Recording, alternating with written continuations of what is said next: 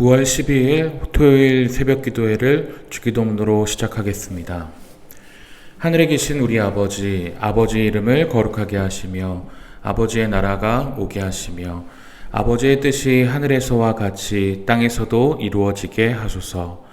오늘 우리에게 일용할 양식을 주시고 우리가 우리에게 잘못한 사람을 용서하여 준 것 같이 우리 죄를 용서하여 주시고 우리를 시험에 빠지지 않게 하시고 악에서 구하소서. 나라와 권능과 영광이 영원히 아버지의 것입니다. 아멘. 찬송가 585장 내 주는 강한 성이요 함께 찬양합니다.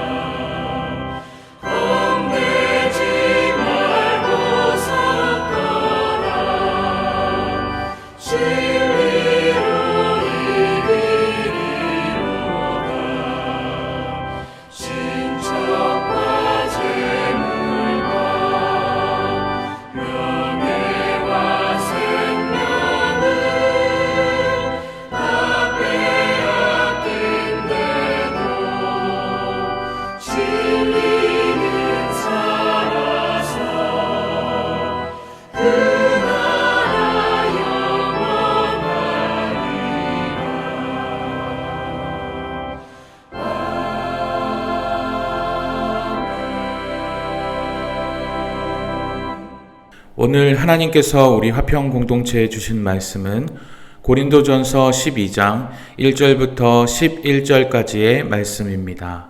제가 봉독해 올립니다. 형제들아, 신령한 것에 대하여 나는 너희가 알지 못하기를 원하지 아니하노니 너희도 알거니와 너희가 이방인으로 있을 때에 말 못하는 우상에게로 끄는 그대로 끌려갔느니라. 그러므로 내가 너희에게 알리노니 하나님의 영으로 말하는 자는 누구든지 예수를 저주할 자라 하지 아니하고 또 성령으로 아니하고는 누구든지 예수를 주시라 할 수 없느니라. 은사는 여러 가지나 성령은 같고 직분은 여러 가지나 주는 같으며 또 사역은 여러 가지나 모든 것을 모든 사람 가운데서 이루시는 하나님은 같으니 각 사람에게 성령을 나타내심은 유익하게 하려 하심이라.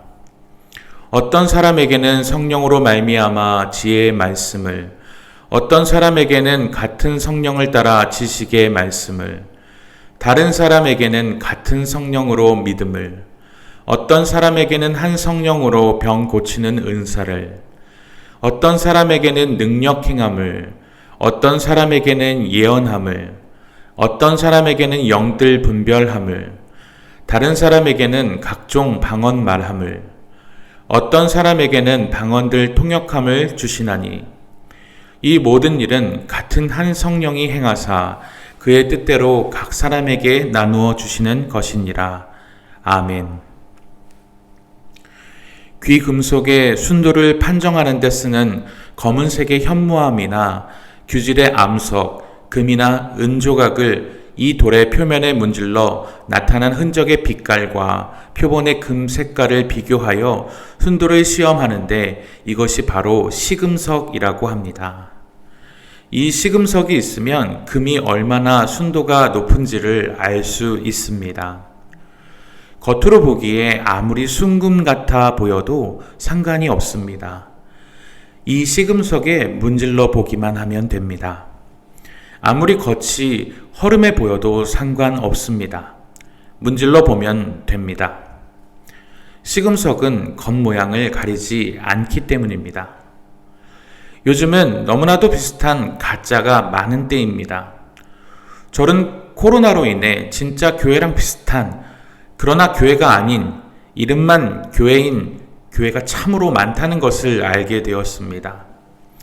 이름은 같은 교회이고 목사인데 소속된 교단도 없고 어디서 공부한지도 모르는 사람을 목사라고 부르는 참으로 이상한 곳이 한국에 참으로 많구나 하는 것을 알게 되었습니다. 예수님도 말씀하셨습니다. 거짓 그리스도들과 거짓 선지자들이 일어나 사람들을 미혹할 것이라고. 마가복음 13장 22절 말씀입니다. 거짓 그리스도들과 거짓 선지자들이 일어나서 이적과 기사를 행하여 할 수만 있으면 택하신 자들을 미혹하려 하리라. 그런데 그들을 구분하기란 참으로 쉽지 않습니다. 겉으로 보기에는 같은 교회라고 간판을 달고 있기 때문입니다. 그들을 명확하게 구분할 수 있는 시금석이 있으면 얼마나 좋을까요? 오늘 같이 읽은 본문 말씀이 바로 그 시금석이 되는 말씀입니다. 3절 말씀입니다. 그러므로 내가 너희에게 알리노니 하나님의 영으로 말하는 자는 누구든지 예수를 저주할 자라 하지 아니하고 또 성령으로 아니하고는 누구든지 예수를 주시라 할 수 없느니라. 당시의 유대인들은 예수님을 믿는 사람들, 즉 그리스도인들 때문에 골머리를 앓았습니다. 그래서 그들을 유대인 공동체로부터 처벌 혹은 격리하기 위해서 이런 조치를 취했다고 합니다. 그리스도를 저주하여야 유대인의 공동체인 회당에 들어올 수 있도록 만든 것입니다. 당시의 배경 가운데 사도행전 26장 11절의 말씀이 기록되었습니다. 또 모든 회당에서 여러 번 형벌하여 강제로 모독하는 말을 하게 하고, 따라서 당시의 교회에서 교회 안에 들어와 교회를 어지럽히는 가짜와 진짜를 구분하는 것은 굉장히 중요한 일이었습니다. 유대인들이 그러했듯이 말이죠. 그래서 그들이 예수를 저주하는가 그렇지 않은가를 가지고 먼저 그들을 구별했다고 합니다. 그래서 바울은 3절에 단호하게 이렇게 말합니다. 그러므로 내가 너희에게 알리노니 하나님의 영으로 말하는 자는 누구든지 예수를 저주할 자라 하지 아니하고 또 성령으로 아니하고는 누구든지 예수를 주시라 할 수 없느니라. 성령을 받은 자는 누구도 예수를 저주할 수 없다. 또 성령을 받지 않고서는 누구도 예수를 주라 할 수 없다고 바울은 선언합니다. 여기서 주라는 표현은 아주 중요한 표현이자 신앙 고백입니다. 베드로가 성령 충만하여 모든 교회의 기초가 되는 고백을 하였기 때문이죠.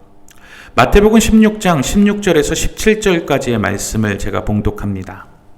시몬 베드로가 대답하여 이르되 주는 그리스도시요 살아계신 하나님의 아들이시니이다. 예수께서 대답하여 이르시되 바요나 시몬아 내가 복이 있도다. 이를 내게 알게 한 이는 혈육이 아니요 하늘에 계신 내 아버지시니라. 예수님은 베드로의 이 고백이 베드로에게서 나온 것이 아니라 하늘에 계신 아버지로부터 나온 것이라야 가능한 고백이었다고 말하십니다. 성령께서 우리에게 교회를 섬기기 위해서 주신 것은 무엇입니까? 은사와 직분입니다. 이 모든 것은 공동체인 교회의 유익을 위해서 주셨다고 7절에 말하고 있습니다. 각 사람에게 성령을 나타내심은 유익하게 하려 하심이라. 한 성령께서 주셨고 그의 뜻대로 직분과 은사를 나누어 주신 것이므로 발휘되는 능력은 믿음과 병 고침, 능력 행함, 영 분별함, 방언 말함, 방언 통역함으로 현상은 다르게 나타날 수 있죠. 하지만 이 은사의 유익은 동일합니다. 어떤 동일함일까요? 공동체의 유익이 되어야 하는 것입니다. 많은 가짜들이 자기들이 그리스도라고 하고 메시아라고 하며 사람들을 선동하지만 그들이 과연 교회의 유익이 되고 있는가? 교회를 세우고 있는가? 공동체에 도움이 되고 있는가? 하나님의 영광을 드러내고 있는가? 현상은 다르지만 각자의 사역과 모양 가운데 과연 하나님의 영광을 드러내고 있는지 아니면 자기들의 배만 불리고 있는지를 살펴보면 그들이 하나님의 일을 하고 있는지 아닌지를 명확하게 우리는 알 수 있습니다. 사람들은 연약하여서 보이는 것에 약하고 특히 이적과 기적에 약합니다. 놀라운 것을 보면 미혹되기가 쉽습니다. 그러나 그것을 분별하는 시금석이 바로 있음을 기억하십시오. 하나님을 드러내는가? 공동체의 유익이 되는가? 현상이 다르지만 한 분 성령님의 뜻을 보여주고 있는가? 그것이 아니라면 아무리 화려해 보이고 드라마틱한 기적을 일으킨다 할지라도 그것은 가짜일 뿐입니다. 베드로전서 5장 8절부터 9절 말씀입니다. 근신하라 깨어라. 너희 대적 마귀가 우는 사자와 같이 두루 다니며 삼킬 자를 찾나니 너희는 믿음을 굳건하게 하여 그를 대적하라. 함께 기도하며 나아가겠습니다. 첫 번째로 기도하실 때에 거짓에 미혹되지 않고 우리의 삶의 주인 되신 주님과 공동체의 유익을 위하여 성령께서 주신 은사대로 하나님께서 주신 우리 화평 공동체를 위해서 내가 어떤 것을 섬길까 고민하는 내가 되게 해달라고 기도하시기 바랍니다. 두 번째로 공동체를 사랑하는 마음으로 이번 주와 다음 주 증축 헌금을 준비하고 있습니다. 부족한 예산들이 아름답게 채워져서 다음 세대를 양육하고 훈련하는 일에 사용되는 3층 공간이 되게 하여 달라고 기도하여 주시기 바랍니다. 세 번째로 기도하여 주실 것은 예배를 사모하는 우리 화평 공동체가 되게 해달라고 기도하여 주시기 바랍니다. 특히 하나님의 말씀을 준비하시는 우리 김정민 담임 목사님에게 영력을 부어주시사 하나님의 말씀을 준비하실 때 부족함이 없도록 은혜를 부어주시고 모든 성도가 하나님의 은혜를 사모케 해달라고 우리 하나님의 말씀을 사모하면서 주일 예배를 준비하면서 함께 기도하며 나아가도록 하겠습니다. 함께 기도합니다.